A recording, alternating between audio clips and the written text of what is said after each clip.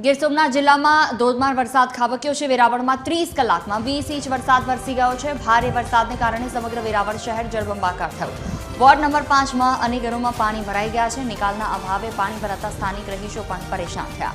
વેરાવળમાં મેઘતાંડવ બાદ જનજીવન સંપૂર્ણ અસ્તવ્યસ્ત થઈ ગયું છે।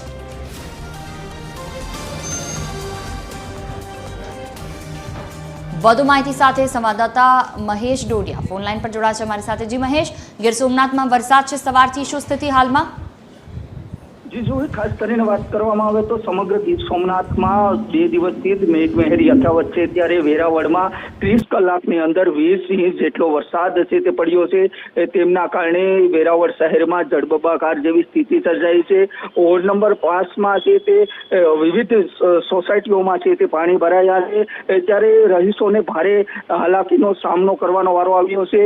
હાલ પણ અવિરત વરસાદ છે તે વેરાવળ શહેર, સૂત્રાપાડા શહેરના તાલુકાઓમાં છે તે હાલ શરૂ છે ને વાત કરવામાં આવે તો જે લોકો છે તે ભારે હાલાકીનો સામનો કરવાનો વારો આવ્યો છે। જી જી બિલકુલ, તમામ જાણકારી બદલ આભાર।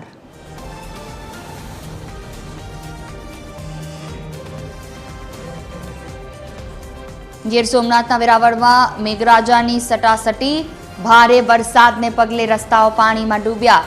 ટાવર ચોકથી નગરપાલિકા રોડ પાણીમાં ગરકાવ થઈ ગયા। વેરાવળના રસ્તાઓ પર ગોઠણસમાં પાણી ભરાઈ ગયા છે। વેરાવળમાં હજી પણ વરસાદ યથાવત।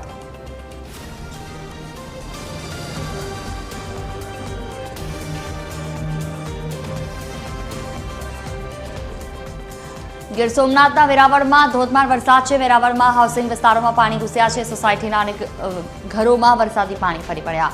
વેરાવળના નીચાણવાળા વિસ્તારોમાં પાણી ભરાયા છે। વેરાવળની મુખ્ય બજારોમાં ગોઠણસમાં પાણી વહેતા થયા છે।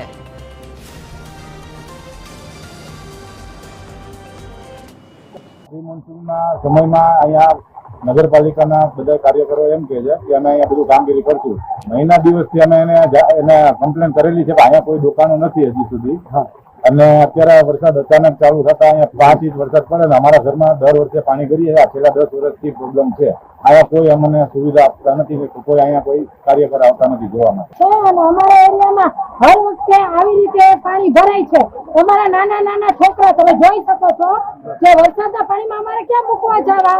હર ચોમાસે બસ મત લઈ જાય છે અને ભજીયા ખવડાવીને મત લઈ જાય છે, પછી અમારે આ પાણીની તકલીફ ભોગવવાની। ગીર સોમનાથ વેરાવળમાં ભારે પવનની આગાહી છે। ખરાબ હવામાનને પગલે માછીમારોને ચેતવણી છે। દરિયો ન ખેડવા માટે પોર્ટ વિભાગે તેમને સૂચના આપી। વેરાવળના દરિયામાં ભારે કરંટ અને પવનની આગાહી છે તો વેરાવળ પંથકમાં પવન સાથે સમુદ્રમાં કરંટ જોવા મળ્યો। 50 કિલોમીટરની ઝડપે પવન ફૂંકાવાની શક્યતાથી હાઈ એલર્ટ।